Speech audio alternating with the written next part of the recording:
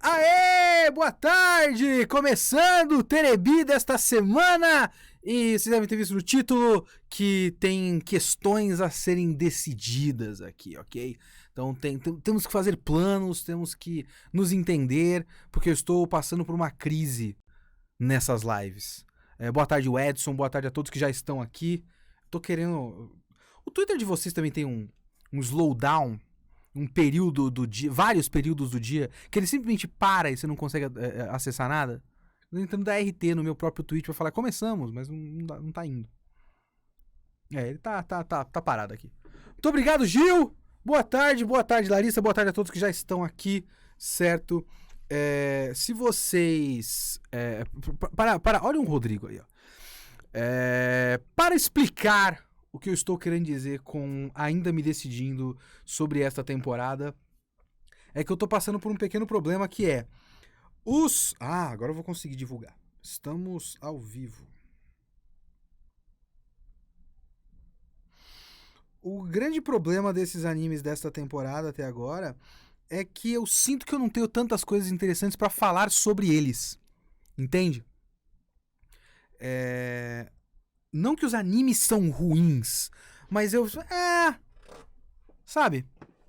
Não sei se eu tenho o que falar de interessante sobre eles.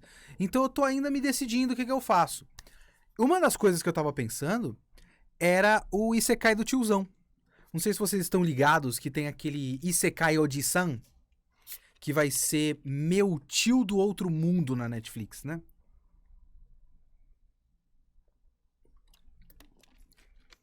Então, o Meu Tio do Outro Mundo já tem 2 episódios, mas vai entrar supostamente amanhã na Netflix o episódio 1. E aí vai ser 1 por semana. Então eu acho que eu vou incluir mesmo com esse atraso, assim. Eu vou seguir a Netflix. Não vou seguir o pirata. E eu estava pensando em pegar aquele Call of the Night, sabe? O Yokufashi no Uta. Yokufashi no Uta? Cadê? Aliás, deixa eu mostrar aqui pra vocês. Já está no ar, hein? Podcast de 86. Está no ar. Deixa eu ver. Como é que é o nome do negócio? Aqui, ó. Yokufashi no Uta. O Call of the Night. Então, talvez eu fale dele. Eu vou ter que ver por meios paralelos, né? Mas vamos ver o que eu faço aí com... Opa, sai. O que eu faço com esse troço. Call of the Night é bom. Yokufashi no Uta.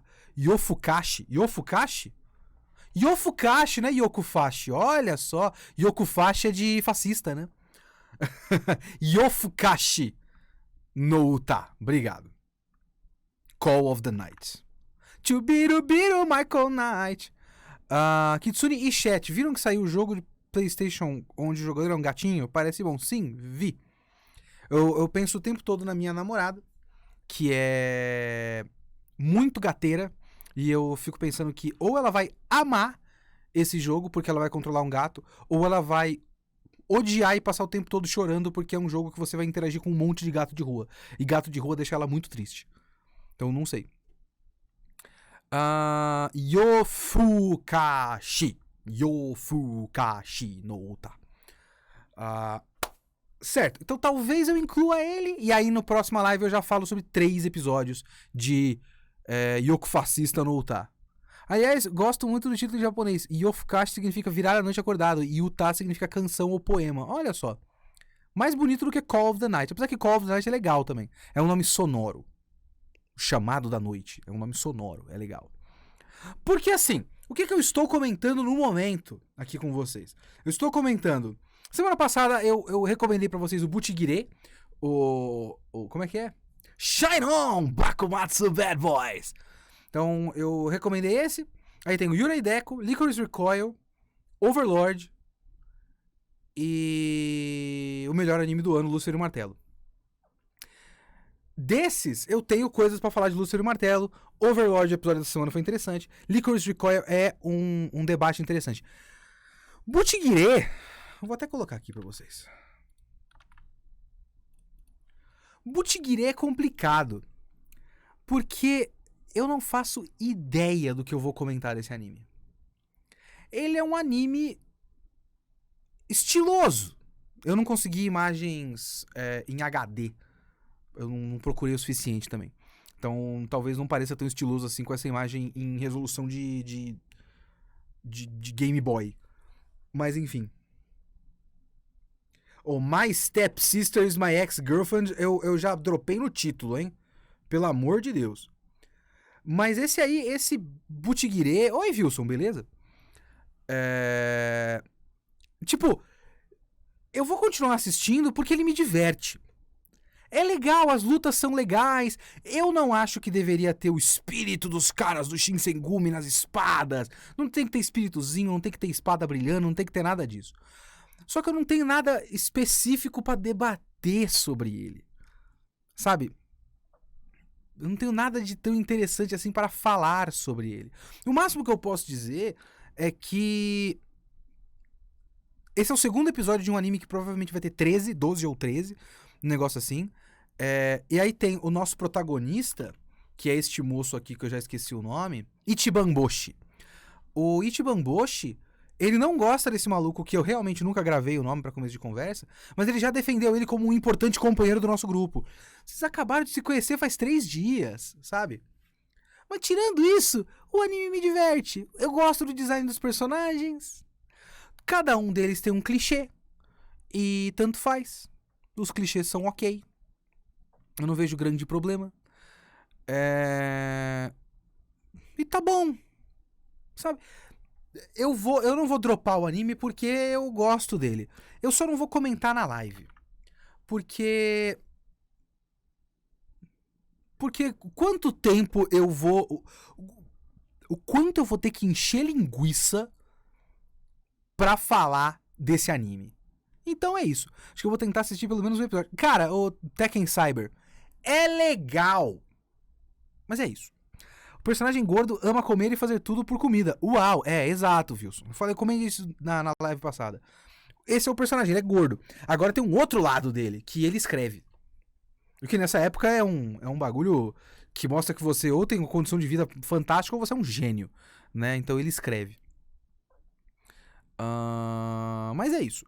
O outro anime que eu vou parar de comentar nas lives é o nosso querido Yurei Deco. Porque é complicado. Ele tem tantas ideias boas. Mas as ideias boas que ele tem a gente já viu tantas vezes que eu não sei. Vamos lá, vamos comentar Yurei Deco pela última vez e depois, sei lá, eu volto e falo do final, alguma coisa do tipo. Tá ruim assim mesmo o Yurei? Não é que o Yurei Deco tá ruim, ele passa longe de ser um anime ruim. Passa longe. A questão é que, vamos lá. A gente tem uma história sobre metaverso e sobre internet e sobre censura. Esse anime é um episódio de Black Mirror de 12 episódios, sabe? Então ele fala sobre você ganhar likes como forma de... como o like é o dinheiro dessa sociedade, e aí todo mundo vê o mundo através de um filtro do metaverso implantado no olho, ou então num óculos de realidade virtual. Então o mundo todo é cinza, mas você pode configurar ele da maneira que você quiser, para ele ficar super colorido do jeito que você quiser. Ao mesmo tempo que, por conta de tudo passar por um filtro, o filtro passa por um controle do governo, e o governo censura o que quiser. Todas essas são ideias que a gente já viu em milhares de outros lugares. Sabe a coisa mais interessante que aconteceu neste episódio? Este episódio rolou o julgamento do moleque. O moleque foi capturado e ele ia ser julgado, e ele foi julgado muito rapidamente, né? Porque os caras querem jogar no colo dele o problema do Fantasma Zero. Certo? Não é que a temática não me pegou. A temática me interessa. Eu só acho que deveria... Ou você traz coisas novas pra discussão, ou a gente já viu isso antes. O máximo que aconteceu de interessante foi que nesse episódio começou a falar de quem são... porque apareceu um personagem novo que é o Barry. O moleque é o Hack. Não. Barry é a menina. Eu sempre confundo. Porque tem Hack, Barry e Finn. do Huckleberry Finn. O Hack é o menino. Quem é a mulher autona? É Finn. E a menina é Barry. É. Eu não vi a primeira temporada do Rent-A-Girlfriend. Não vi. Outro que eu tentei... Oi, Cuxina, boa tarde. Outro que eu tentei foi o primeiro episódio da primeira temporada do Classroom of the Elite. E não me pegou. Vamos lá. Nesse episódio rolou o julgamento do moleque. E rolou uma explicação dessa personagem chamada Finn, de por que ela diz que ela é uma fantasma. E o Hack também é um fantasma. Porque quando você não tem condições de vida e você... Aliás, não é exatamente isso. Quando você é pobre, se eu não me engano é o seguinte. Quando você é pobre, você não tem registro. Muitas pessoas não têm registro. E você não pode viver com o Deco, que é o negócio da visão do metaverso, se você não tem registro no governo. Então eles são basicamente fantasmas indigentes. E eles não conseguem ver a versão bonita do mundo. Eles só conseguem ver a versão feia do mundo. Porque são pobres. E ninguém vê eles. Porque... No caso do moleque é porque ele hackeia e ninguém repara neles. Só que ninguém tá olhando pra eles porque eles não têm likes, eles não têm roupa bonita, que é tudo roupa virtual e tudo mais. Eu tô muito baixo. Aqui. Eles não têm roupa virtual, não tem nada. Então eles são basicamente fantasmas indigentes num sistema que você só existe se você tiver condição de ter o equipamento para ver o mundo. E eles não podem ver o mundo e o mundo não olha para eles. Que é muito parecido com o que você... Obviamente é uma relação quase 1 para 1, né? Da referência. De você pensar em, tipo, morador de rua, que a gente finge que não existe. A pessoa tá ali deitada no chão e você olha para frente para não ter que olhar para lá. E as pessoas em situação de rua... elas estão sempre falando que elas se sentem invisíveis. São basicamente pessoas invisíveis que estão, tipo, no seu caminho, sabe? Então, isso é... O mic tá um pouco estourado. Será que sou eu que tô gritando? Talvez sou eu que tô gritando. Deixa eu colocar mais longe. Eu vou falar daqui dessa altura que eu acho que é um pouco melhor. Eu tava aqui. Vamos fazer. Tá. Ok. Então, essa relação é interessante, sabe? Mas, como é que eu posso dizer? Toda hora, esse anime parece que nada que tá acontecendo é exatamente muito grave e nem exatamente muito importante. Então as coisas simplesmente estão acontecendo e aí toca uma musiquinha. Teve um momento que a menina tava, eu acho que eles chamam de hiperverso. Eu acho que foi nessa cena do hiperverso. Que a menina tava investigando se é verdade que, tipo, tentando achar provas de que o Hack não é o Fantasma Zero. E aí ela entrou num hiperverso e entrou na Wayback Machine. Sabe a Wayback Machine? Que você vê versões antigas de sites e tudo mais. Ela entrou na Wayback Machine do metaverso. Pra mostrar que no momento que aconteceu o roubo de love, né, o roubo de amor, o Hack tava em outro lugar. E tava tocando uma musiquinha que parece música de menu do Nintendo Wii. Que é só tipo pum pum pum pum pum pum pum pum pum, sabe? É uma música que não te dá tensão, mas também não te dá exatamente diversão. O que eles querem com essa trilha sonora? Eu fiquei muito pensando nessa trilha sonora, porque parece o tipo de música que existe pra deixar você confortável, mas não pensar sobre ela. Que é pra isso que existe música de menu. Em silêncio é meio bosta. Se for agitado demais, você só pensa na música. Então é meio que uma música confortável, mas você não pode pensar nela. Por que isso tá nessa cena? Sabe? Eu achei estranho.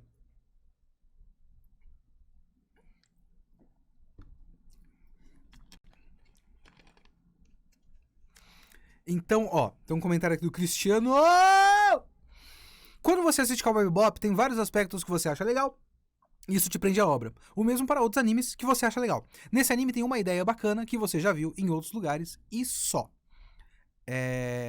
Então é meio que isso, assim. A ideia é interessante, mas eu já vi essa ideia antes. E esse anime não me traz nada a não ser escolhas estéticas interessantes aqui e ali. Os personagens não são especialmente cativantes, a interação entre eles não é especialmente cativante, e o roteiro anda muito pouco, né? Anda muito pouco. Então a gente tem 3 episódios e a gente sabe que tem o Fantasma Zero e que o Fantasma Zero tem alguma coisa a ver com a censura do governo? Não sei. E é isso.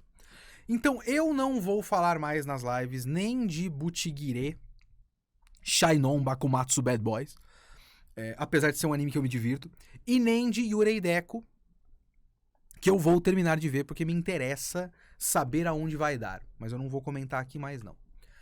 Agora, vamos para o anime que está... É a mania do momento! Eu não sei qual é a mania do momento.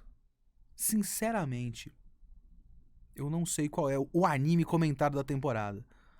Qual é o anime comentário da temporada? O que vocês sentem? Chat, por favor. Coloquem no chat aí. De redes sociais e tudo mais, da onde vocês frequentam,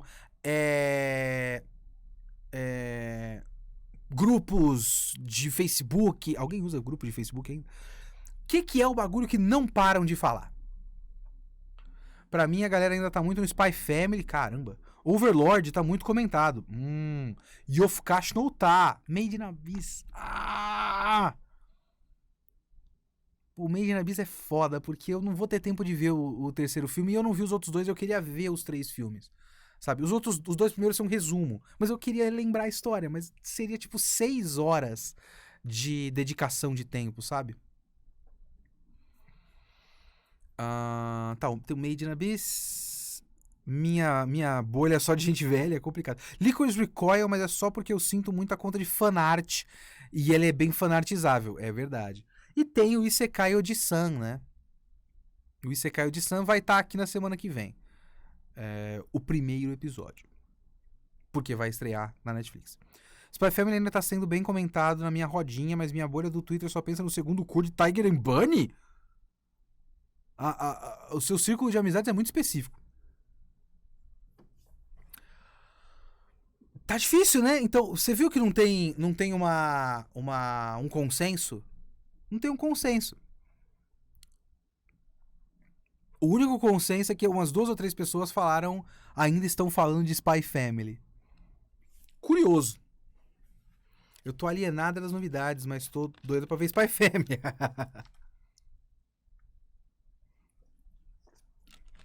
Licoreco é se Michael Mann gostasse de meninas fofinhas. Vamos falar de Licoreco. Olha só, elas são apenas boas amigas. Olha que amizade bonita dessas meninas. Elas só gostam de sair pra conversar. É normal. Apenas boas amigas. Não tem nada. Tem absolutamente. Sisteragem. Exatamente. Apenas sisteragem. Certo? Então, normal. Bom. Vamos lá. Como eu falei pra vocês, esse anime me deixa em dilemas. Porque eu realmente me incomodo um pouco com o propaganda desse anime. Certo? Existem esses aspectos. Certo? Existem esses aspectos. E outros aspectos que eu acho muito curiosos. O que aconteceu neste episódio? Esses 3 primeiros episódios foram o ciclo inicial, né? O arco inicial de fazer com que a Takina, a menina de cabelo preto, finalmente se abrisse um pouco mais para a Chisato, a menina loira, né? Ela tá se abrindo bastante, como vocês podem ver nessa cena. Mas agora a mulher não pode ser amiga, que já são taxadas de lésbicas. Agora as lésbicas não podem nem se abraçar, que o pessoal acha que é sua amiga. E aí? De que lado você está? Mas enfim. A Takina estava obcecada em voltar para a agência, que eu já esqueci o nome, mas eles chamam de DA ou AD, algum dos dois. Ela tá obcecada porque ela tá puta porque deixaram tiraram ela do bagulho e ela acredita que é só ela provar que ela pode voltar que ela vai voltar. E ela tava, tipo, trabalhar nessa porra desse café é temporário. Então eu não vou nem ligar pra essas pessoas aqui e tal. Este episódio completou o ciclo onde ela entende que o lugar dela, no momento, é no Licoreco. O Licorice Recoil. Licorice. Eu tenho que lembrar que é Licorice. Licorice Recoil, que é o café onde elas trabalham. Enquanto a Chisato já não gosta mais da agência, né? Apesar de ela ser a porra de um gênio, aparentemente. Então, elas foram as duas fazer a Chisato foi fazer o exame de renovação da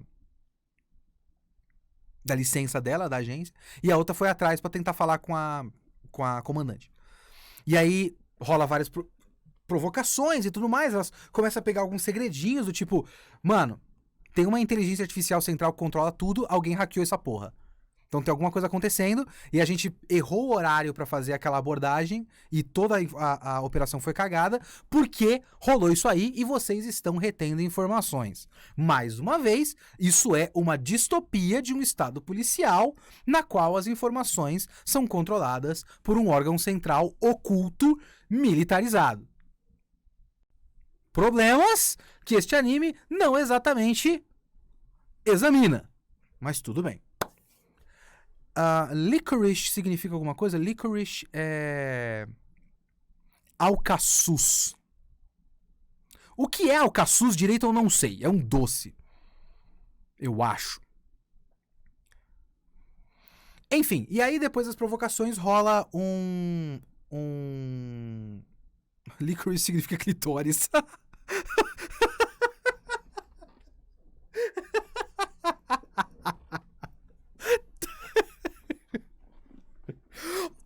Olha! Mas enfim. E aí rola as provocações, elas ficam meio putas, elas fazem, não, vamos fazer uma simulação de combate aí. E aí a antiga parceira da Takina com a nova parceira dela enfrentam a Takina e a Chisato e não conseguem fazer nada porque a Chisato é a porra de um gênio. E muita coisa legal aí. Porque nesse caso, as personagens são muito boas, né? Please, Sonic, tell me where the licorice is. Ai, ai. Que horror. Que horror. Ok, live de família aqui. Vamos lá. As personagens são muito boas. As personagens são carismáticas, sabe? A Chisato é uma personagem divertida e interessante. E ela tem um próprio ponto de vista. E ela desafia a comandante e tudo mais. Ela é interessante. A Takina é uma personagem chata no processo de deixar de ser chata. Então ela ser chata faz parte da personagem. E é legal. Esse caminho que a gente tá vendo ela é legal. A amizade das duas é bacana. A amizade das duas é divertida, sabe? Então eu quero ver as duas personagens. E as cenas de ação são ótimas. Essa simulação de combate foi uma cena sensacional. Uma cena maravilhosa. É muito da hora essa cena da simulação de combate. E tem toda uma lógica que ela até falando, nossa, que coisa de mangá, que bobagem é essa que você tá falando? Porque ela tem uma previsão meio sobrenatural de onde a pessoa vai atirar. Então, ela conta com a precisão do outro, porque se outra pessoa que estiver atirando for boa, ela consegue prever onde é que vai. Porque, tipo, sei lá, deve medir a posição do braço, a altura, não sei o quê, e se esse cara souber atirar, o tiro vai pra tal lugar. É por isso que a outra não conseguiu atirar. Tipo, nossa, eu achava que a minha mira tava perfeita. Aí a Fuki, eu esqueci agora. Fala pra menina, a sua mira tava boa, é por isso que ela desviou. E a cena é muito louca, né? A cena do segundo episódio é mais legal. Quando o cara vai atirando e eles animam só com um movimento de cabeça muito ligeiro, assim, tipo, muito sensível. Só, tipo, o bagulho vai passar pra cá, ela só faz isso e o bagulho passa aqui. É sensacional. Nesse não é tão da hora. Tão da hora quanto o outro, mas ainda é bem legal. E fora essas coisas de... Eu jurava que Licorice Recoil ia ser mais episódico, e ele vai ser episódico, só que muito forte com a subtrama. Porque tem a subtrama daquele cara que é um cara loiro, que deve ter a ver com hackear a inteligência artificial central. E ele tá sempre lá na agência, no café, e ele deve saber quem são essas meninas e tudo mais. Inclusive falar em quem são essas meninas. Olha que bonitinho. Olha que bonitinho! Meu Deus! Enfim. Ela sorriu, a Takina sorriu! Ela não sorria até agora, aqui, ó. Ela não sorria antes. Aqui. Ela não sorria, agora ela sorriu no fim do episódio. Meu Deus, que bonito! Essa é a maneira ideal de assistir Licorice Recoil. Eu vou ter que... Meu olho embaçou de uma maneira... Eu não sei por quê. Mas essa é a maneira de assistir Licorice Recoil, entende? É que nem a gente falou na semana passada. Cute Girls with Guns. Essa é a graça. Nossa, parece que eu tenho... Os olhos minúsculos, né? Então, elas são fofinhas juntas e elas são fodas com armas. E tem cenas de ação sensacionais. Tem certas coisas que me incomodam. Obviamente, porque eu sou eu. E eu sou um ser humano com nenhuma positividade dentro do meu coração.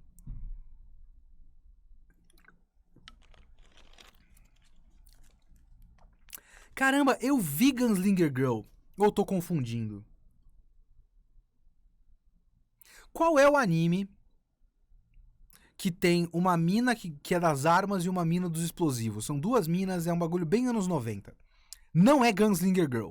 Eu não vi Gunslinger Girl. Eu vi o outro. Mas eu esqueci o nome e ele é legal. Mas ele tem muito OVA, né? Não é Trigun. Gunsmith Cats! Gunsmith Cats. Gunsmith Cats é da hora. Assistam. Acho que tem uns OVAs de tipo 3, 4 episódios. Deixa eu achar aqui no Anime List.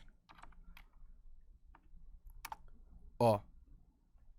O primeiro Gunsmith Cats é esse aqui que tem 3 episódios. Se eu não me engano, esse é o primeiro. Adaptação desse mangá. Ah, não, o primeiro não, só tem esse. Tem o mangá do Gunsmith Cats, né? E aí tem o OVA que tem 3 episódios. Assistam o OVA de 3 episódios. É muito da hora. A animação é maravilhosa. Ele é de 95. A estética é muito anos 90. E também assistam isso aqui, ó. Riding Bean. Riding Bean é muito da hora. Ele é um OVA de 46 minutos, ó. Né? De 89. E ele é só um cara que é um mercenário contratado, basicamente, que ele gosta de carro. E é, tipo, fanservice de carro. Se você quer ver um carro bem animado, animação da marcha, não sei o quê, é maravilhoso. O carro nesse anime é tipo um mecha, num bom anime de mecha, que tem fanservice de mecha. Olha como é legal as engrenagens do mecha. É o carro. É da hora. Assistam Riding Bean. E assistam Gunsmith Cats. E assistam... Cadê? Licorice Recoil. Vira fundo de clipe do Young Buddha. Eu já vi o Genocyber é meio bosta, viu? Bubblegum Crisis é da hora. Bubblegum Crisis é da hora. Assistam Bubblegum Crisis. Eu já vi o Rising Bean em vários daqueles clipes de... Como é que chama? Synthwave, né? Acho que isso tá confundindo Licorice com Licorice. Será que Licorice não é uma maneira errada? Eu tô supondo isso. Tem muita coisa que os caras escrevem errado só. Então eu tô supondo que o Licorice é uma maneira errada de escrever Licorice. Não? Licorice. É uma flor. Licorice radiata. É uma flor. É aquela flor da morte. Gente, eu tava falando tudo errado. Licorice é o lírio. É isso aqui. E o licorice radiata é a flor que é símbolo de morte na cultura japonesa. Porque elas são agentes que matam. E é isso. São assassinas e é a flor da morte. Leonardo Camargo. Confundindo tudo os bagulho. Porque eu achei que era tipo falando do doce, porque eles são um café, uma cafeteria, né? Os caras só escreveram errado o bagulho. É normal no Japão. Enfim. O que me incomoda em Licorice Recoil? Além do Copaganda, né? Além do fato de que é aquilo. É um estado policial que começou com uma montagem dizendo como esse estado policial é a salvação dessa sociedade. Lentamente, o que tá acontecendo é a personagem principal apontar o dedo na cara da agência e falar que merda é essa que vocês estão fazendo. E falar que a agência é uma bosta. Enquanto você tem a menina que é obcecada na agência, você tem e tá lentamente desobcecando com a agência, você tem a Chisato tá tentando mostrar pra Takina que não. Esse pessoal aqui é meio merda. A gente tem que fazer as coisas de um jeito diferente. Tudo bem. Tudo bem. Tudo bem. Então, eu já fico um pouco mais tranquilo. Mas eu ainda acho engraçado. De verdade.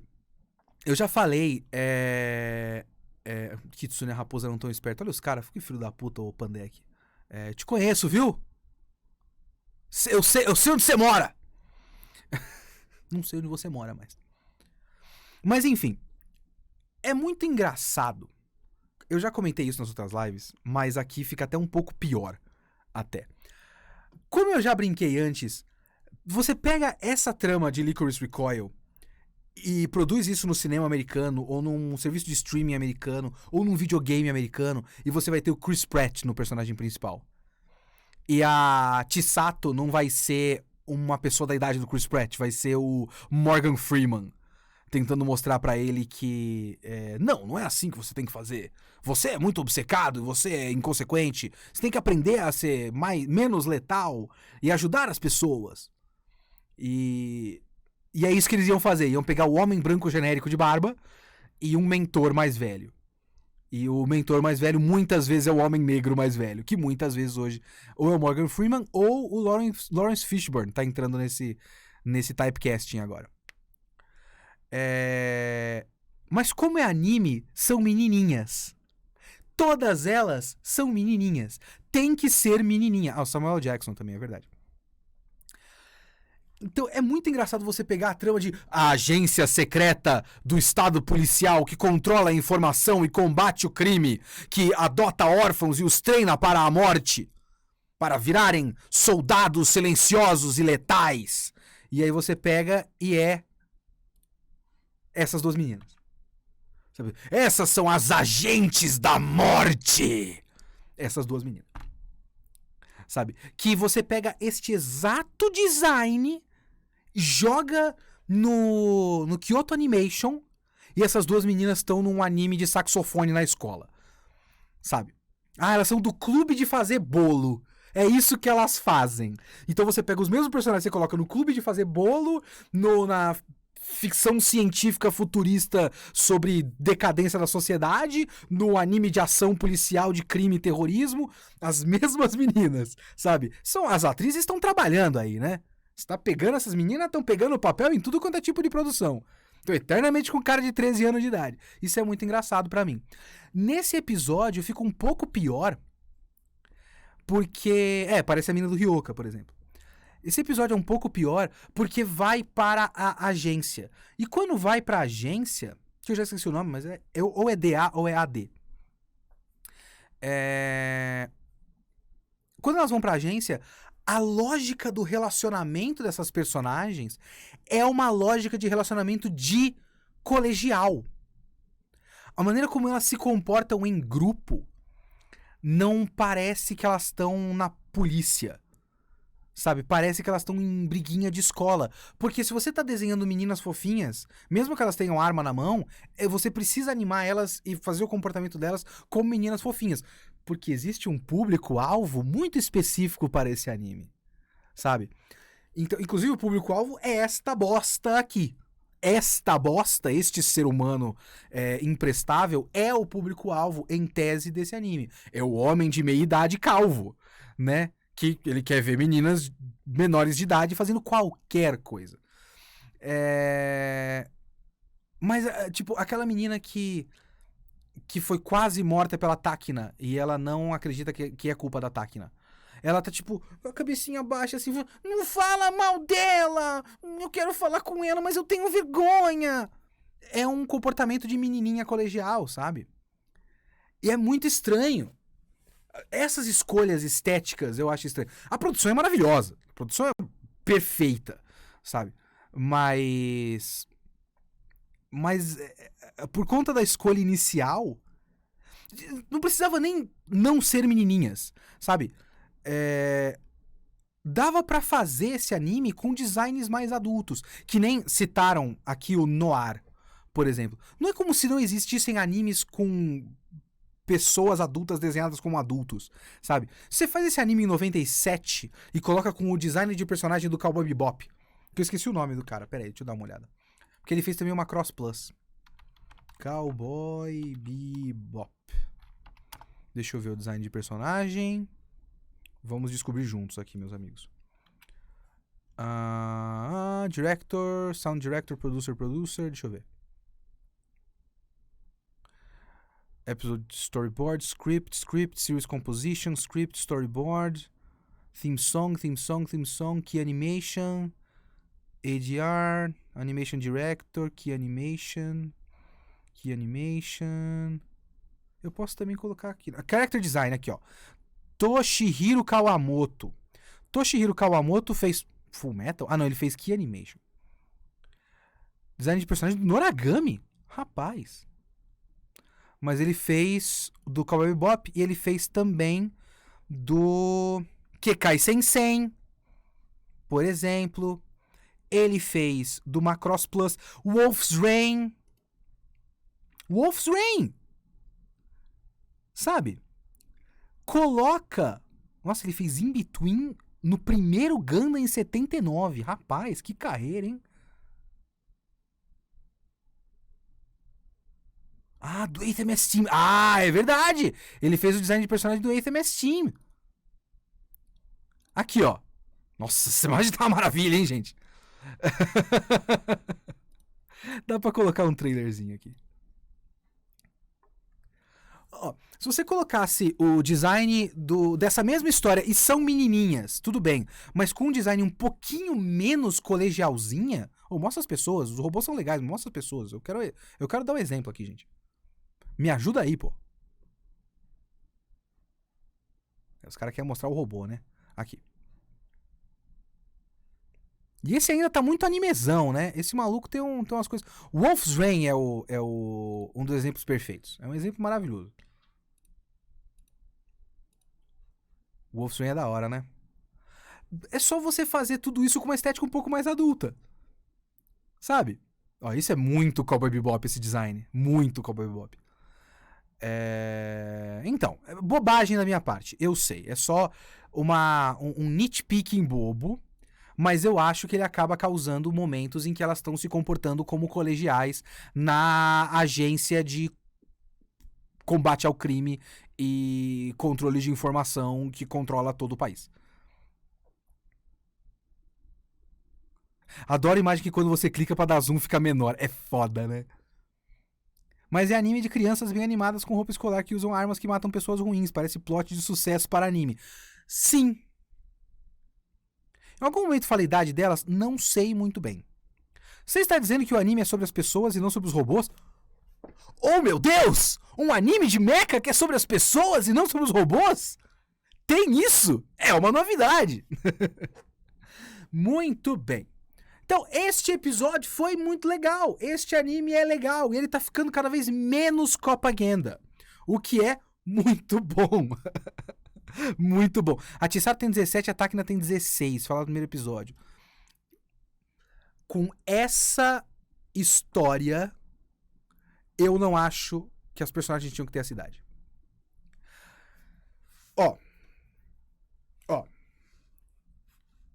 Tem coisas que a gente só acha normal porque a gente tá acostumado com anime. As personagens só têm 17 e 16 anos porque isso é um anime. Esse é o tipo de escolha que só se faz e quase se faz no automático. Eu não acho que houve um momento sequer onde eles tiveram um debate entre o pessoal do script, do series composition, o diretor, o comitê de produção, e eles pensaram, mas e se a gente fizesse adultas? Não faz mais sentido, mesmo que elas estejam treinadas desde criança, você só colocar em campo quando elas tiverem tipo 20, que elas vão ter maturidade e, sei lá, porte físico, estrutura corporal e experiência de treinamento pra entrar em combate. No mínimo 18, alguma coisa do tipo. Mas como é anime, elas têm 17 pra poder ser desenhada desse jeito. E a gente só aceita isso porque isso é o normal. É a mesma coisa que a gente fala do ecchi. E que tem um monte de cena de passou o vento, mostrou a calcinha. E a gente acha que é tipo super normal só porque a gente tá muito acostumado porque anime é assim e as coisas são como são e segue o jogo. É isso que eu fico pensando. A gente aceita porque é assim que as coisas são. E não precisava ser assim. Sabe? Podia ser de outro jeito. Mas enfim. Já vi anime que o cara tem 300 anos e é um adolescente burro ainda por cima. Chama Crepúsculo, né? Já é tão padrão de anime que muita gente, eu incluso, só aceita. Mas essa ideia de colegial fazendo coisas de adulto é algo antigo na mídia, basicamente meca. É que depende muito de como você faz também. Sabe? E eu sei que é antigo. Eu não tô falando que... Aliás, eu tô falando justamente isso. A gente aceita porque sempre foi assim.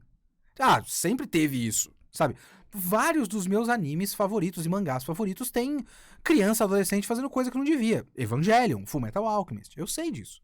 Eu sei. Poucos são os que realmente investigam isso. Evangelion investiga isso de certa forma, sabe? Evangelion tem vários momentos que eles falam, porra, mas eles são crianças. É lógico que eles não têm maturidade emocional pra fazer esse negócio. Mas eles só eles podem pilotar porque tem ligação genética com o bagulho. E espiritual também. E chegou agora os anjos. Então, se chegasse aqui uns 5 anos, talvez fosse uma idade melhor. Mas chegou agora e só pode ser o Shinji pilotar porque o robô não vai aceitar mais ninguém, sabe? Tem alguma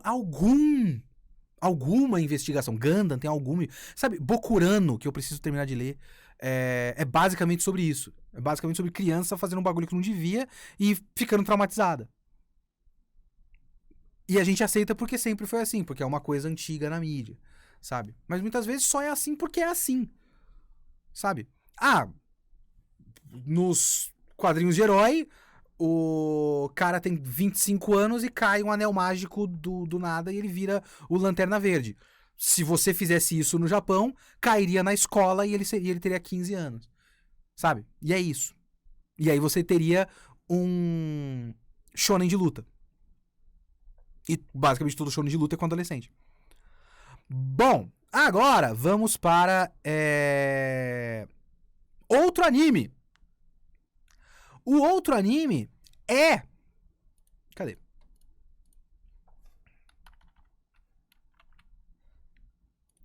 Overlord! Overlord! Vamos lá.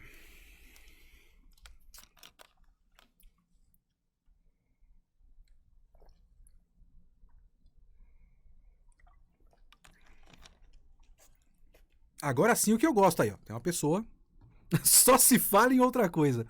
Mais uma vez, eu venho aqui ressaltar que vocês deviam ter feito a sua voz ser ouvida nas urnas. Ok? O sistema eleitoral da Twitch... Boa tarde, Faust. O sistema eleitoral da Twitch já é auditável, ok? Já tem auditoria independente, já fizemos testes nisso, todo ano tem teste disso.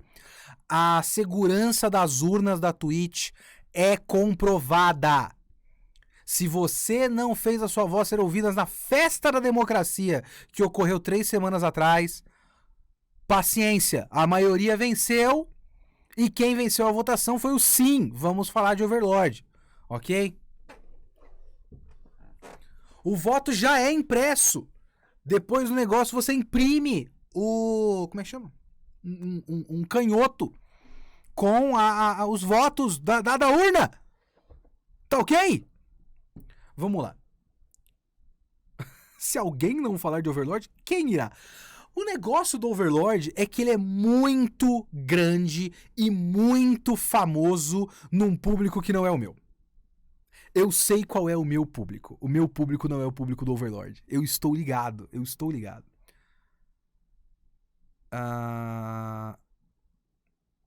O Saco Gaboro tem clipe? Eu não leio muito o Saco Gaboro. Eu conheço o Saco Gaboro, mas o Saco Gaboro é o... Deixa eu fazer a minha... momento xingar eu mesmo. O Saco Gaboro é um entre tantos sites que eles só servem pra uma coisa pra mim. Eu olho um título e falo, caralho, eu preciso ler esse artigo agora. Isso é muito interessante, isso me interessa. Aí eu abro, mas eu preciso ler com atenção. Então eu vou deixar essa aba aberta quando eu tiver um tempo pra eu ler com atenção. Aí eu nunca leio nada. Se eu li 3 artigos do Saco Gaboro até hoje, foi muito. Do Saco Gablog, né? Você tá falando do Saco Gaboro, que é o lugar que ele pôs as imagens. Não. Mas o Saco Gablog, do Saco Gaboro, tem artigos maravilhosos. Todos eles me interessam muito. Eu clico, abro uma aba, guardo pra depois, nunca leio. Sempre! Deixa eu ver como é que tá o Saco Gaboro aqui. Overlord...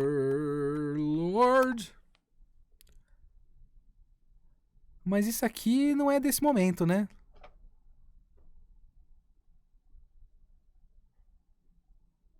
Isso aqui faz tempo, nem sei que... Não.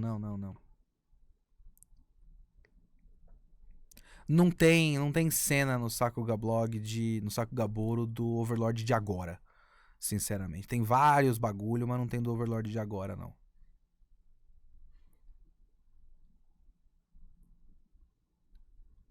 E o Saco Gablog, vou até mostrar pra vocês que tá interessante isso aqui. O Saco Gablog, ele faz você... O Saco Gaboro faz você acreditar que o Overlord é muito bem feito, né? Mas essas cenas bem animadas, assim, são muito raras em Overlord. E olha os bichão de CG ali, ó. Ó que beleza. Ó, deixa eu colocar mais uma aqui. Essa é a albedo, né? Isso é uma montagem, pô. Isso é a abertura. A abertura não conta. Isso é de qual temporada? Isso é da segunda? Da primeira, né? Isso é da primeira. Mas enfim. Vamos lá, vamos para a imagenzinha que eu deixei aqui preparada para ilustrar para vocês. Eu gosto do meu esquema de imagem porque não arrisca. Imagem estática não vai arriscar nada. Também não é como se houvesse saco em Overlord. Exatamente. Esse episódio é um daqueles que me lembram... Às vezes eu esqueço disso. Mas eles me lembram que uma ótima maneira de ver Overlord é você pensar que Overlord é One Punch Man pelo ponto de vista de todos os outros personagens ao redor do Saitama. Por que aconteceu nesse episódio? Temporada passada, o nosso Aizogun, Oalgon, né? Aizogun. O Ainz estabeleceu o seu reino do feiticeiro. O reino do feiticeiro. E agora ele é uma ameaça pra todo mundo, porque ele é hiper poderoso e tudo mais. E aí, esse foi mais um episódio de muita gente conversando em círculos. E... se você só viu a primeira temporada, meu amigo, você vai pegar muito spoiler aqui. Este episódio começou com um debate do pessoal da teocracia de Slayn. E que eu acho que eles vão ser muito importantes. E a teocracia de Slayn não gosta do reino do feiticeiro porque eles não gostam de qualquer ser que não seja humano. Eles acreditam na supremacia da raça humana sobre todos os não humanos, né? E você tem um reino de um morto-vivo com um monte de monstro. É um problema pra eles.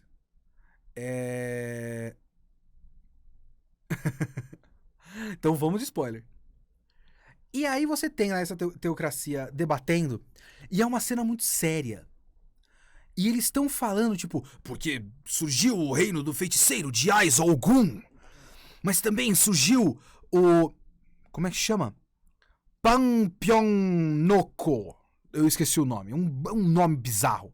Ah, e também teve o monstro Jaldabaoth. E também tem o Paladino Momon, que podia ser um aliado, mas agora está ao lado do feiticeiro de Ais Ogum. E, tipo, como surgiram tantos monstros assim? Ah, porque surgiu o vampiro Jaldabaoth, mas ele foi vencido pelo feiticeiro, pelo Ais Ogum, pelo rei feiticeiro. E também houve aquele monstro, o Jaldabaoth, e também foi vencido, não sei o quê. E o Momon lutou, mas... E aí, pra eles é muito sério. E na cabeça dos caras o que tá acontecendo é que Overlord queria ser um Game of Thrones, tem até ideia, mas tá longe ainda. Não. Overlord não quer ser Game of Thrones. Overlord é uma paródia de Game of Thrones. Se você assistir do jeito certo... ok, muitas aspas aqui, você tem que ver todas as cenas como uma piada que está se levando a sério. E a piada só vai ter graça, e só tem graça, se, você vê ela como piada, e 2, você entender que pros personagens ali dentro não é uma piada. Essa cena toda e é por isso que tem momentos que Overlord parece genial pra mim. Simplesmente genial. Eu vou chegar lá, não se preocupe, o Kitsune ainda está aqui. Mas nesses momentos ele parece genial pra mim. Porque você tem essa reunião, onde esses caras estão... Precisamos fazer alguma coisa contra Jaldabaoth e também contra Pampyongnoko. Eu esqueci o nome. Como é que é o nome daquela vampira que luta contra ele no começo? Shalltear. Deixa eu procurar aqui. Shalltear Bloodfallen. Ó, que nome.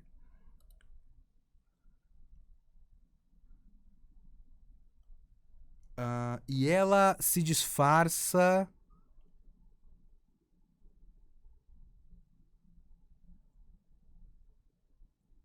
Caralho, como é que... Eu preciso achar esse nome, mas é um nome tão... tão difícil até... Eu não consigo lembrar agora. Disguise, não. Disguised...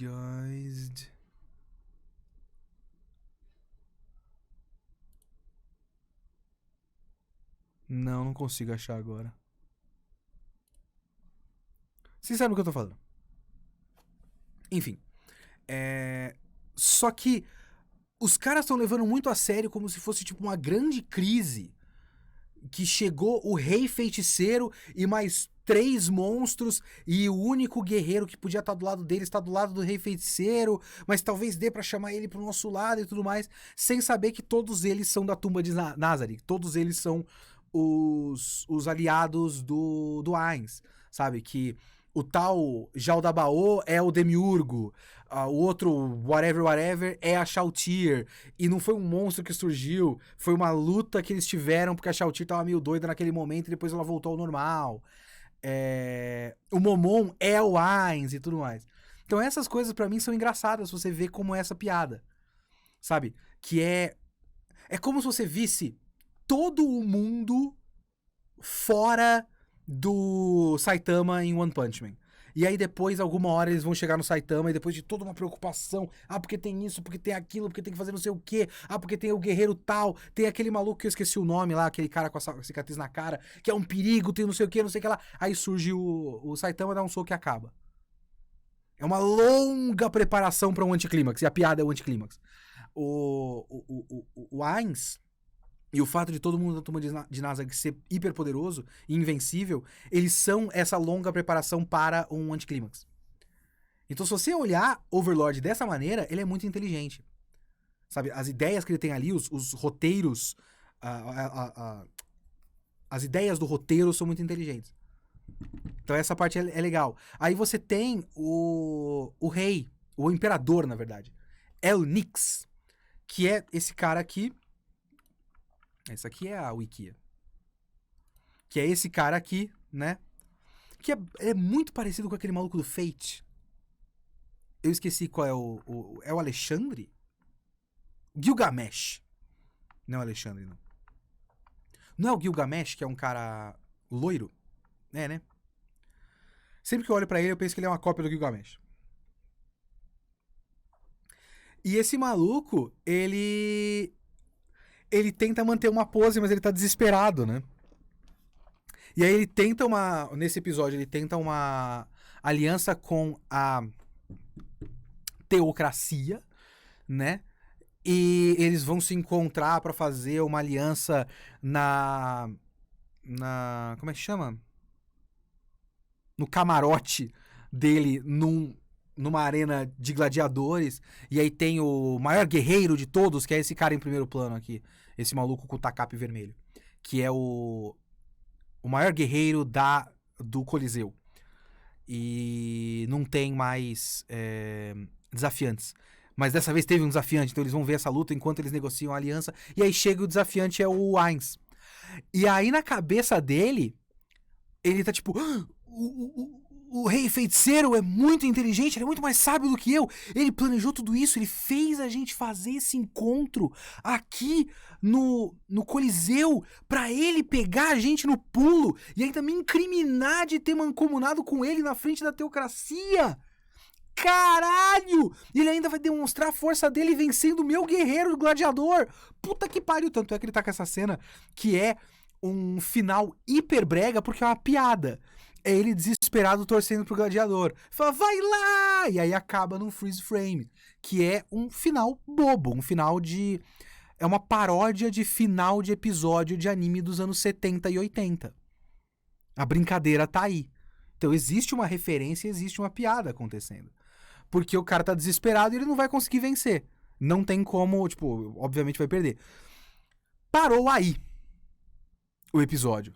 Eu quero muito que a continuação desse episódio, no próximo episódio, seja o Ainz falando que ele não planejou nada, ele só queria lutar. Ah, nossa, tem um grande gladiador? Ah, deve ser legal lutar com ele. Ele não tem nenhum plano, porque ele não tem planos maquiavélicos, né? O Demiurgo tem plano maquiavélico, a Albedo tem plano maquiavélico. Principalmente o Demiurgo. Mas ele não tem. Ele tá querendo até impedir os planos maquiavélicos do Demiurgo. E ele não sabe como fazer, porque ele é meio burrinho. Então eu tenho quase certeza que no próximo episódio ele vai chegar e vai só falar, pô, lutei com esse cara, foi divertido. Foi uma boa luta, curti. E não tinha nenhum plano, ele nem sabia quem são esses caras da teocracia, muito provavelmente. Ele não sabe quem são os caras da teocracia, ele só chegou lá, coincidentemente, nessa hora, e lutou com o maluco. E se for isso, é muito da hora. Muito engraçado, muito inteligente, se você pegar que uma piada está acontecendo. Aí que está o negócio do Overlord. Porque eu acho que o grande sucesso de Overlord se dá porque a maior parte dos fãs não pega que Overlord é uma piada. É o caso clássico do One Punch Man, do Dragon Ball, sabe? O pessoal tem uma resistência com Dragon Ball comédia porque ensinou-se e reproduziu-se que Dragon Ball é um grande épico de luta. E eu acho que o Overlord sofre do mesmo mal. Eu acho que o pessoal gosta muito do Ainz fodão. E não liga muito pro Ainz bobão. E pra mim o Ainz bobão é a melhor coisa de Overlord. Não é só ele explodir o Demiurgo, eu não sei, porque eu acho que ele criou todos os NPCs da Tumba de Nazarick pra ser nível máximo invencível. Então o Demiurgo seria tão forte quanto ele, eu acho. Ele não pode simplesmente destruir o Demiurgo. Então, ó, na minha cabeça pode ser um épico de luta e ainda conter piada no caso de DBZ. Só que ele é o contrário. Pelo menos na origem, ele foi mudando ao longo do tempo, provavelmente por ordem do editor da Jump. Mas ele não é uma história de ação e lutas com piadas. Ele é uma história de comédia com lutas legais. E por 90% do Dragon Ballzinho, as lutas também são piadas. As lutas são bobas, sabe? Depois começa a ficar um pouco mais sério quando aparece o Piccolo. O Piccolo como vilão, ele é uma ameaça. Mas antes disso, nem a Red Ribbon era uma ameaça de verdade. Era tudo piada. Então, ele era uma comédia com cenas de ação divertidas. Feitas pra você dar risada. E não uma história de ação que de vez em quando conta uma piada engraçada. Entende? E o Dragon Ballzinho, Goku criança, melhor parte de Dragon Ball, disparado até hoje. Aí, ó, o Kuririn ganhou uma luta contra um cara que peidava porque ele não tem nariz. Detalhe, no meio da luta ele tá falando, que cheiro, nossa, que horror. Aí o Goku grita pra ele, Kuririn, você não tem nariz. Aí o Kuririn, peraí, é verdade, eu não tenho nariz. E aí ele ganha. É lindo, é lindo. Essa luta é maravilhosa. Tem uma luta do Goku com o Kuririn criança, que eles vão lutar e fazem... E aí é muito rápido. E... Peraí, eu não entendi nada do que aconteceu. E aí eles fazem uma reprodução. Tipo, não, vamos mostrar pra eles o que aconteceu. Aí pede ajuda do juiz, tipo... Aí eu levantei a perna, eu pulei. Aí o juiz pega ele pelo sovaco e levanta assim. Aí você pulou por aqui? Ah, tá, beleza. Aí ele foi pra baixo. É muito engraçado, cara. É muito engraçada essa luta. Então, tem que ver Dragon Ballzinho, cara. Dragon Ballzinho é a melhor parte. O grande assassino Tal Pai Pai. O Tal... Uma das coisas mais legais que qualquer personagem já fez na história dos animes. O Tal Pai Pai quebra uma coluna, joga com uma lança, corre e pula e usa a lança voando que ele arremessou, o pilar de concreto que ele arremessou como lança, como meio de transporte. Mua! Sensacional. O Tal Pai Pai mata o Blue com a língua. Ó, grandes momentos. Bom, essa é a parte legal de Overlord. A questão que eu sempre falo com Overlord é que, por mais que tudo isso seja genial, por mais que tudo isso seja divertido, esse foi um episódio de 20 minutos de pessoas sentadas em cadeiras falando. Foi só isso esse episódio. A primeira cena é muito longa, é a Teocracia de Slaine, uma mesa redonda, 5, 6 velhos. Eles falam. Corta pro Elnix, o imperador do Império... Esqueci agora. Já o Dabaon, inclusive, eu acho que é o Império, viu? Eu tô falando o nome errado. Mas eu esqueci agora. Mas é o Império de alguma coisa. E aí é ele sentado num sofá, com um monte de papel e pensando em coisas. Aí corta pra ele dentro de uma carruagem. Aí é ele sentado numa cadeira da carruagem com 2 cavaleiros sentados na frente dele. Aí ele fala com eles. Aí corta pro camarote do Coliseu. Eu tô esquecendo palavras, tá? Complicado. Aí no camarote do Coliseu tem a apresentação daquele grupo de mercenários que ele contratou, de aventureiros que ele contratou. E aí ele fala com esses aventureiros, todo mundo parado, de pé, e só plano contra plano, plano contra plano, plano contra plano. Eles saem, entra a Teocracia de Slaine, lá os 2 representantes, eles sentam em cadeiras, o rosto de um, rosto de outro, rosto de um, rosto de outro. Aí aparece o Ainz. E aí quando aparece o Ainz, aí você tem alguns enquadramentos um pouco mais interessantes do Ainz como uma presença ameaçadora pra eles. E aí você tem o plano final. E aí corta antes da luta. Então, quando podia ter luta, movimentação e tudo mais, não teve. Então foi um episódio inteiro de muita coisa interessante, dramatizada da maneira menos interessante possível. Sabe? É muito sem graça a forma como o Overlord é animado e dirigido. No geral. Muito sem graça. Então foi basicamente isso o episódio inteiro. Pessoas sentadas. De vez em quando elas levantam, mas é pessoas sentadas falando. Você está resumindo todas as outras 3 temporadas. Mas é isso que eu tô querendo dizer. O meu grande problema com Overlord é isso. Overlord são ideias geniais apresentadas da maneira mais sem graça possível. E todas as 3 temporadas foram assim. E Overlord é muito da hora quando você coloca tudo que aconteceu no papel e fala sobre elas.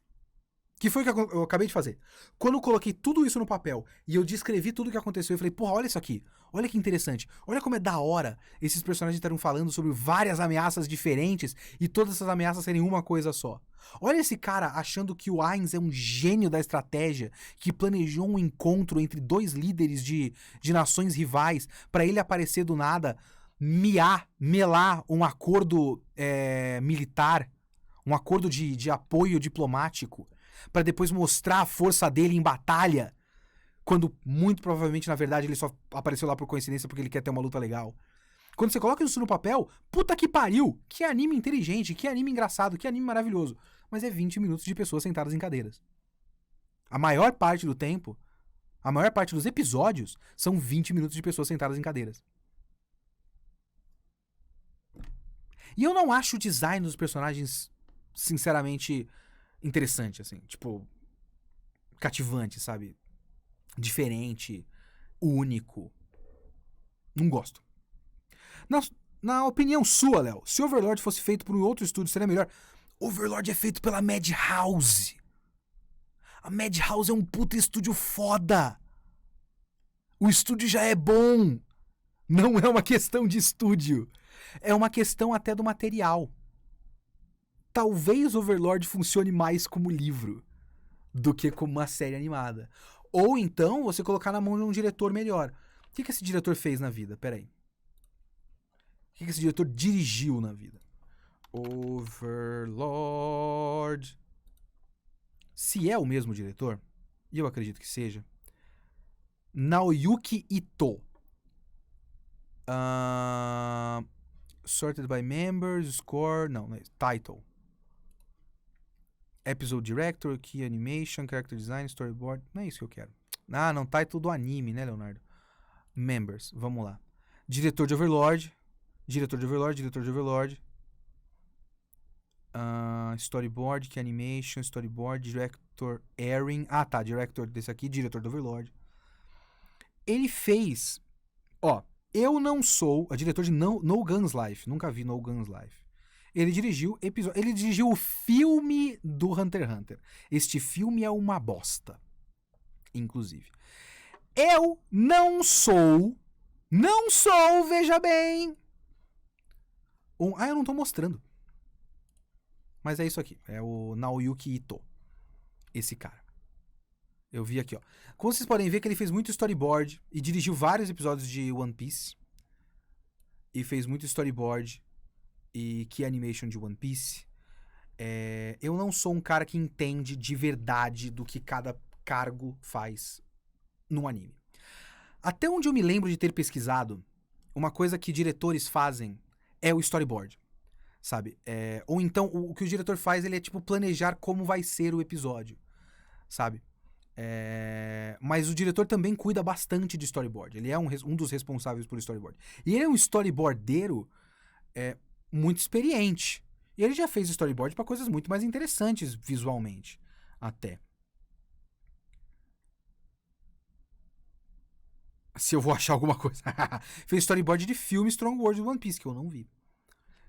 Na verdade... Ó, ele fez storyboard do Casshan Sins. Ele dirigiu o episódio de Casshan Sins. Casshan Sins é um dos animes mais visualmente interessantes que existem. Casshan Sins, ele não está aplicando o que ele usou em Casshan Sins no Overlord. Sabe? O bagulho não é o estúdio melhor. O bagulho é o profissional. As pessoas fazendo. Sabe? E o tempo pra se fazer. E condições de trabalho. Rue Taika. Não, eu tô falando de diretor de anime. Diretor de anime.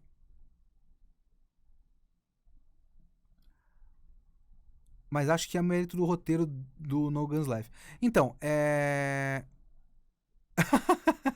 Cara, isso é verdade, é o Sr. Bromélia aqui. Madhouse é só uma A1 Pictures com histórico hoje em dia. Madhouse já não é mais a Madhouse que já foi, né? Madhouse já foi um puta estúdio interessante, já não é mais tudo isso, sinceramente.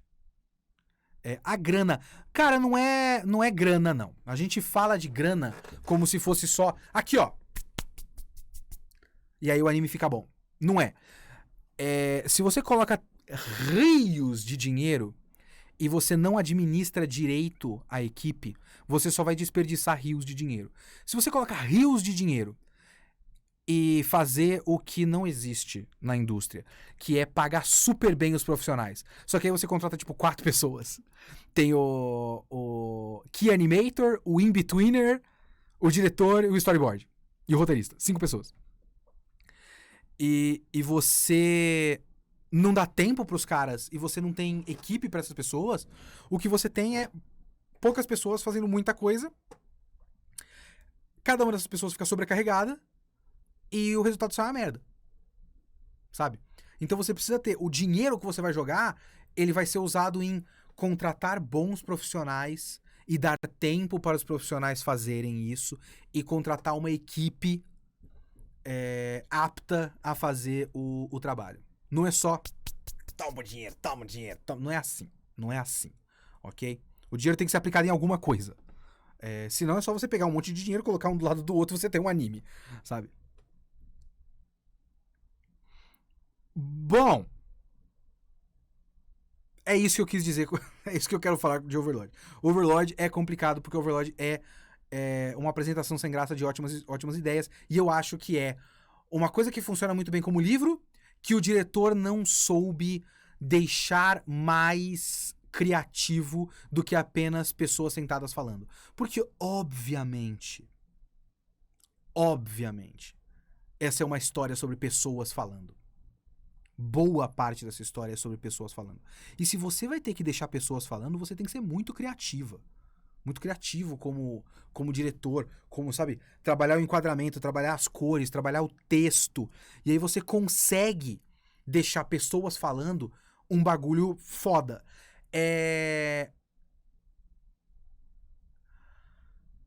Rede social. Sabe o filme A Rede Social, o filme do Facebook? Que é do David Fincher. David Fincher é um puta diretor. E o David Fincher conseguiu fazer um filme sobre pessoas digitando. E o filme é foda. 90% do tempo desse filme é pessoas na frente de um computador digitando num teclado. E ele soube dirigir o bagulho. Sabe? Você precisa saber dirigir o bagulho. Esse é o problema de Overlord. Enfim. Agora a gente vai ver um anime que não tem esses problemas. Tem esses problemas. É um anime bom de verdade. Que é o Lúcifer e o Martelo, que é o melhor anime dessa temporada e do ano. Quiçá do ano. Com certeza. Porque não tem problema, sabe? O material original já é perfeito. E aí o diretor vai lá e faz um ótimo trabalho de direção. Que você tem cenas icônicas. Que as cenas são tão icônicas que o anime não quer nem colocar ela em movimento. Sabe, pra que vai distrair você? Você tem que ver essa ilustração. Olha essa ilustração que louquíssima. Se você visse o bagulho em movimento, você ia perder o momento dessa imagem. E aí não ia ser tão da hora. Sabe, porque ele quer que você veja, que você absorva essa imagem. Então é por isso que a imagem tá aí, tá dada pra você, tá na sua frente. Entende? É uma decisão artística inteligentíssima. Ok? Estamos conversados? Estamos conversados. Vamos lá, deixa eu falar. O mangá já é perfeito parado. Não é? O mangá já é perfeito parado.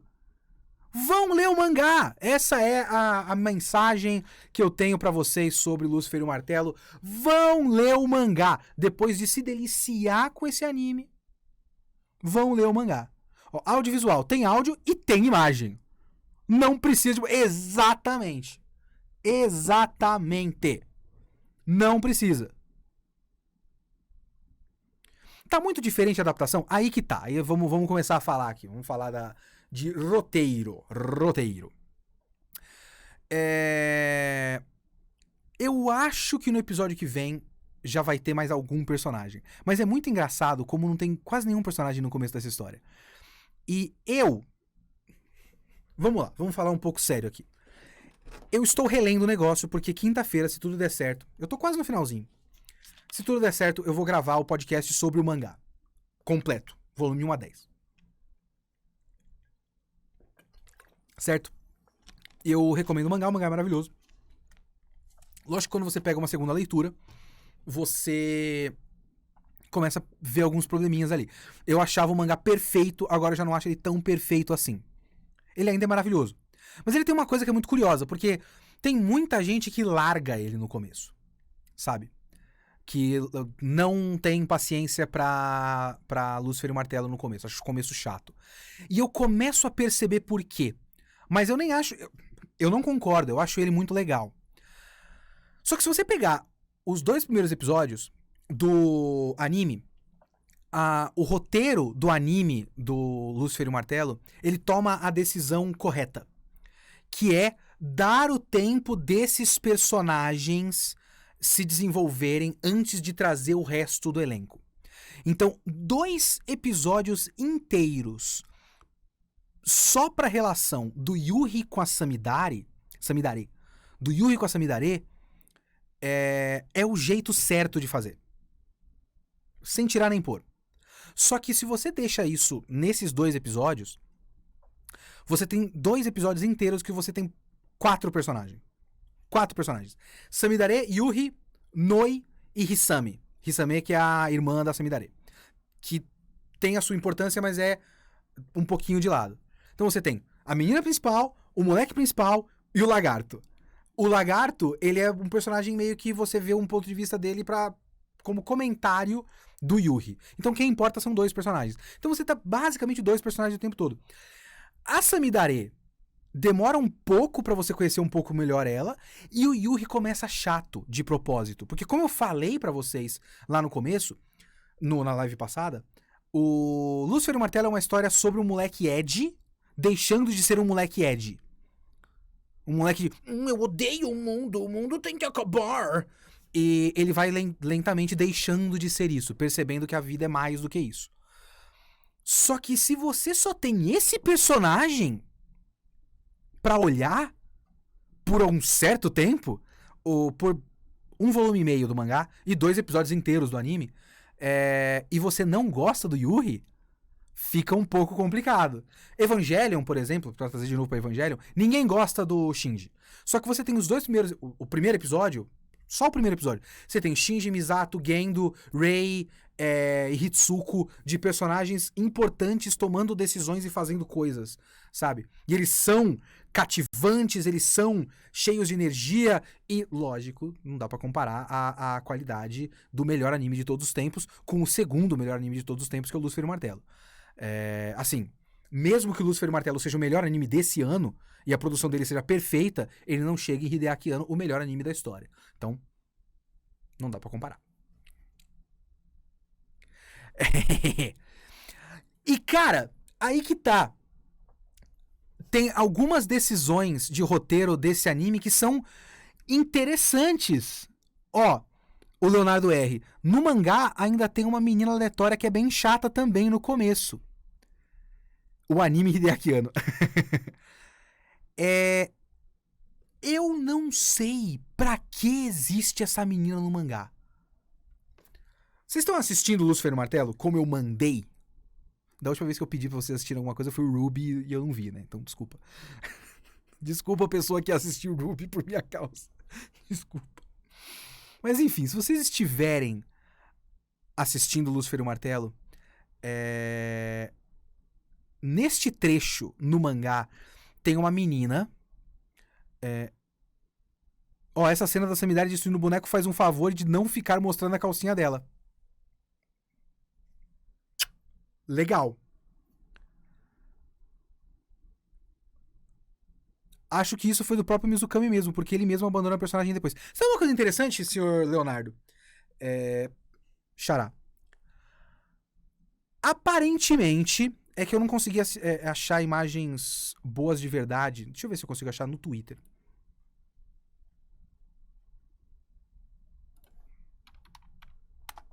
Cadê?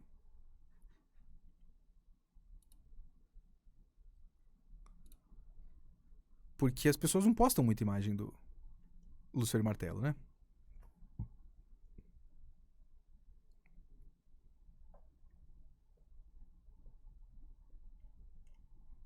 Deixa eu ver. É difícil. Na primeira. Porra, eu coloco o Biscuit Hammer e tem uma conta chamada @BiscuitHammer que tem todas as. Lucifer and the Biscuit Hammer. Pronto. No primeiro episódio tem um filtro. Um filtro estranho. Que deixa tudo meio. Embaçado. Aparentemente, eu não consegui checar essa informação, eu vi num blog. Aparentemente, o Mizukami, o autor do mangá, chegou no Twitter e pediu pros caras: tirem esse filtro. Não é pra ter esse filtro, o filtro tá esquisito. E aí eles tiraram o filtro no segundo episódio, que já deixou a imagem bem melhor. Eu não sei se vocês vão reparar aqui, ó. Nossa, tá bem grande isso aqui. Não, tem uma imagem melhor aqui.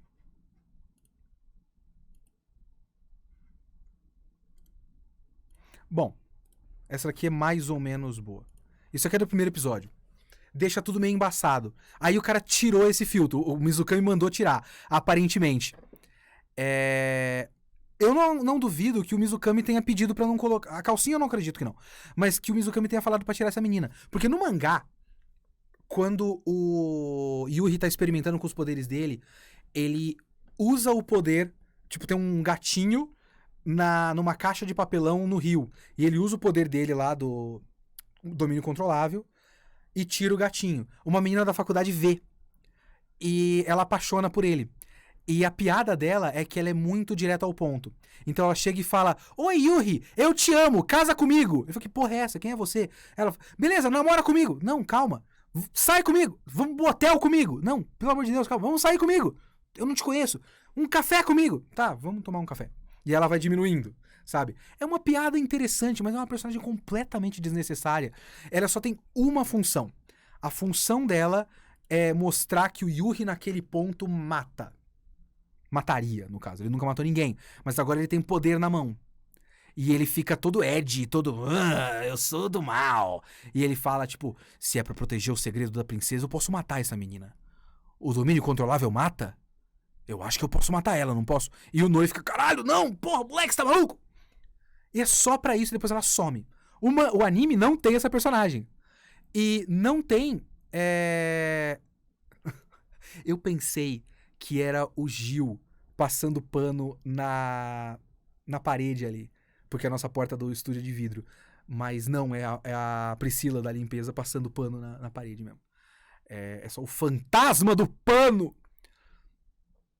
Então não precisa dessa menina nesse ponto. O que a gente precisa nesse ponto é essa relação dele e a questão muito importante da prisão que ele está das correntes, sabe? O mais importante do episódio é o tema de voar. Porque tem a cena... Inclusive, eu vou ser completamente sincero com vocês. Eu tô falando sério aqui. 100% sério, ok? Cadê? Eu precisaria de uma imagem disso aí. Porra. Tá, tem essa daqui que eu já mostrei na semana passada, certo? Eu gosto dessa tomada. Gosto. Acho legal essa tomada. E eu gosto... Agora eu preciso achar a imagem se algum desses blogs, todos eles estão colocando a mesma imagem como ilustração, mas um tá colocando em tamanho bom. Ô, meu cacete. Ô, meu caralho de asa. Eu quero a imagem no tamanho bom. Vamos mostrar pra pessoa.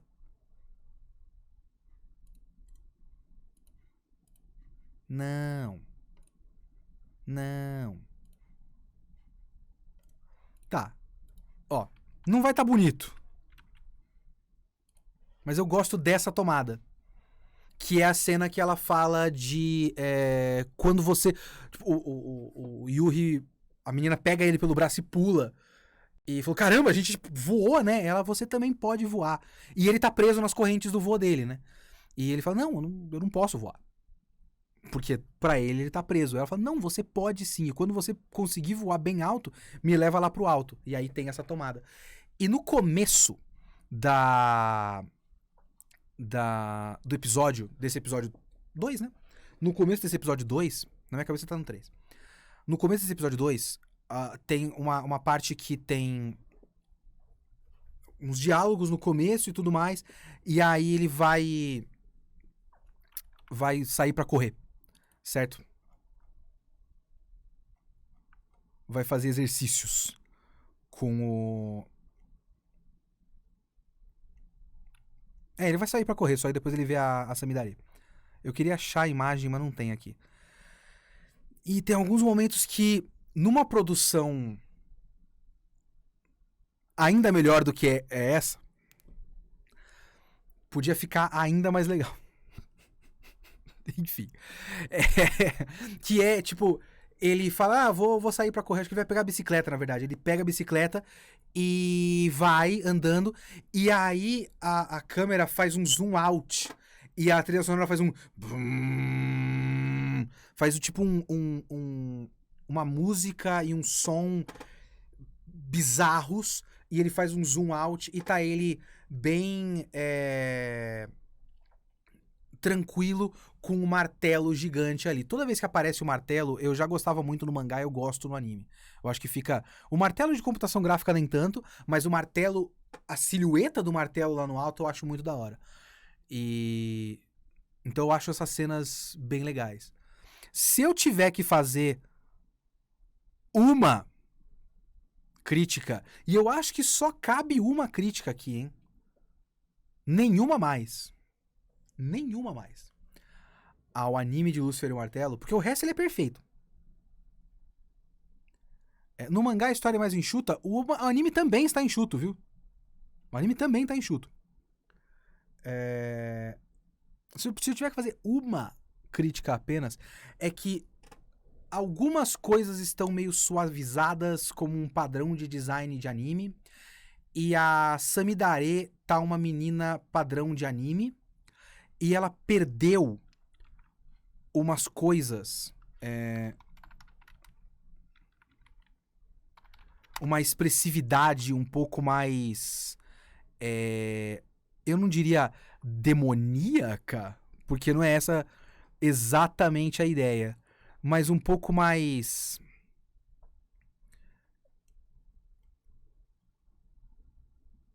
maldosa. Ela tem uma... De vez em quando ela faz umas caras de capetinha, sabe? Que eu queria...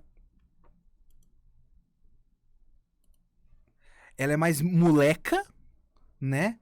E não só mais moleca, como ela tem uma certa, sabe, um sorriso meio maldoso de vez em quando, que é bem legal. E o anime perdeu isso um pouco. Eu quero achar a ilustração que eu queria mostrar, mas eu não consigo achar aqui. Mas se der pra mostrar essas daqui...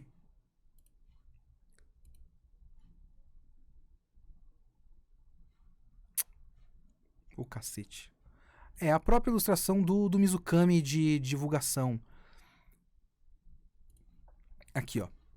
O Mizukami, quando fez o anúncio de vai ter o meu anime, que foda, uhul!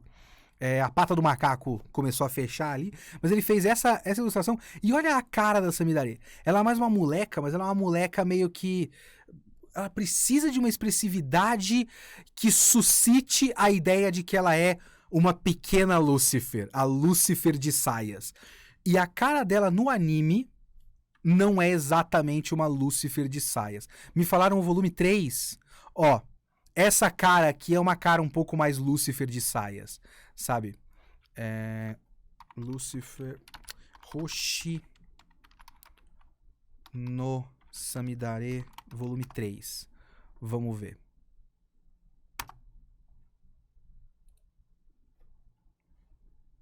Ah, pode ser. Aqui, ó. Pode ser. Um pouco disso, mas eu queria aquele sorrisão cheio de dente, assim. Que ela tem umas caras com sorrisão cheio de dente, sabe? Tipo, nhá, né? Tipo, quando ela vai declarar que... Aqui! Quando ela fala que vai destruir o mundo. O planeta Terra vai ser destruído pela minha mão. Olha essa cara aqui, ó. Falta isso.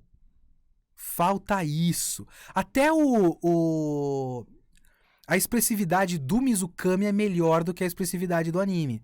Porque, obviamente, o Mizukami é um baita mangaka. E na simplicidade da arte dele, ele diz muita coisa. Então, essa expressividade dos personagens é bem legal.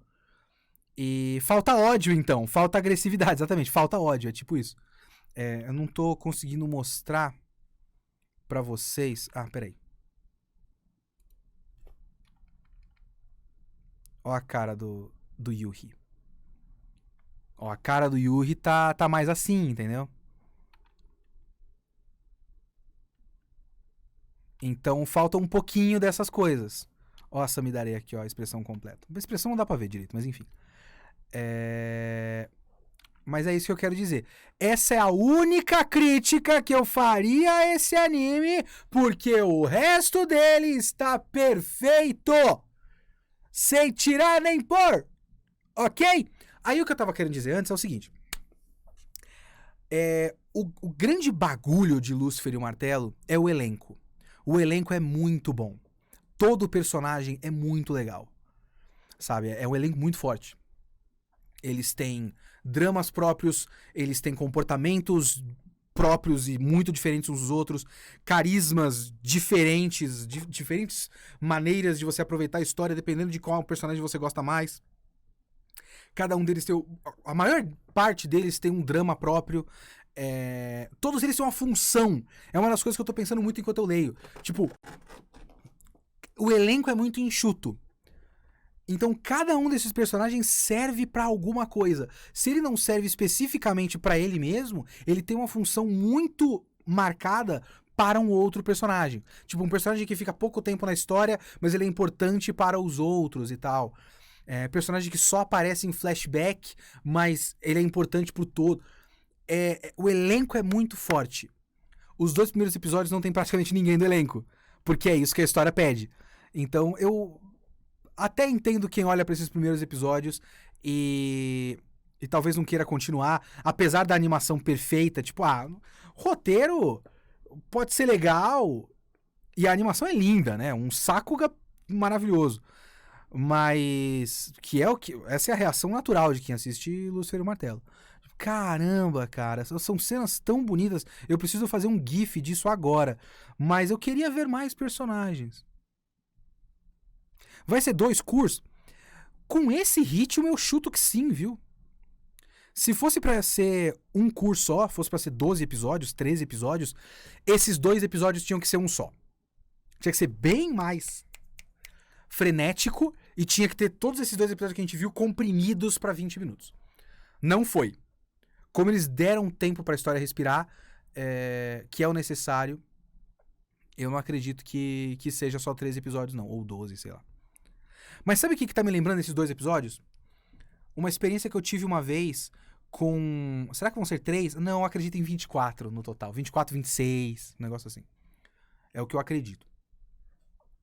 Isso me lembra uma experiência que eu tive com My Hero Academia com um antigo amigo que eu morava com ele, o Pedro. Quando a gente dividia apartamento, eu já estava lendo My Hero Academia e eu estava morando com ele quando saiu a primeira temporada. E eu queria ver o anime do My Hero Academia porque eu gostava do My Hero Academia.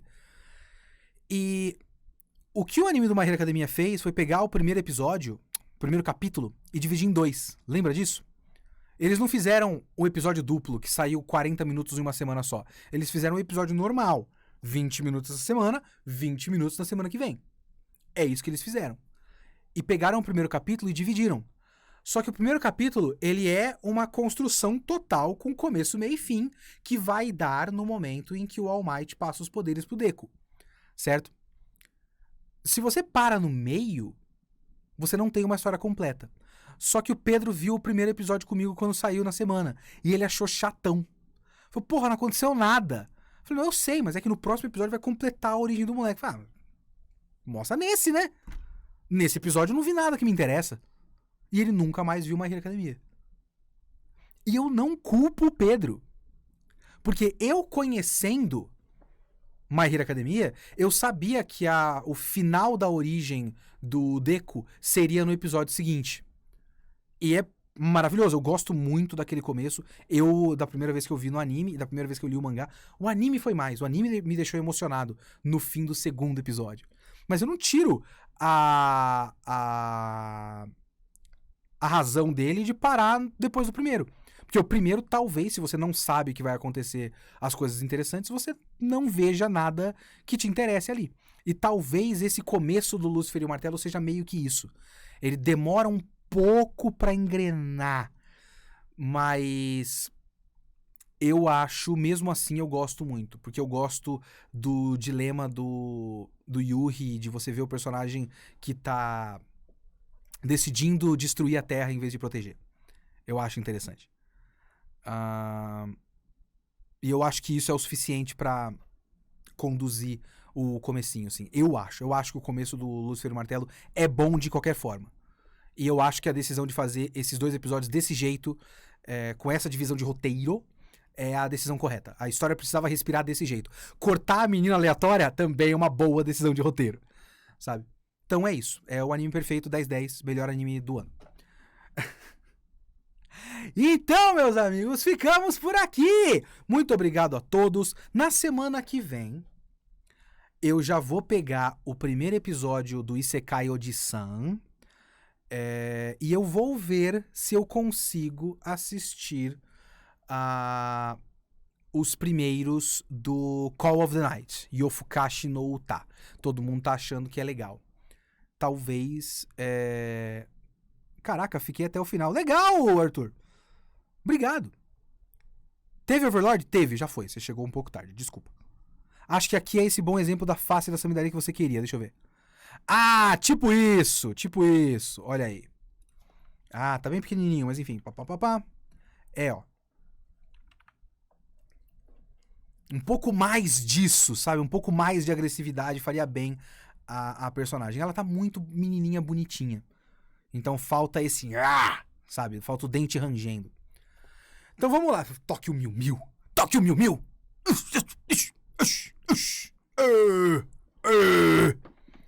Review do Casamento do Joventino com a Juma Marruá. É um bagulho também. Eu não sei se eu consigo maratonar toda a novela até semana que vem. Eu vou tentar. Semana que vem, Isekai Oji-san, com certeza. Yofukashi no Uta, provavelmente. E aí vai ser Isekai Oji-san, Yofukashi no Uta, Licorice Recoil, Overlord. Melhor anime do ano, Lúcifer e Martelo. Beleza? Abraço! Adeus! Falou!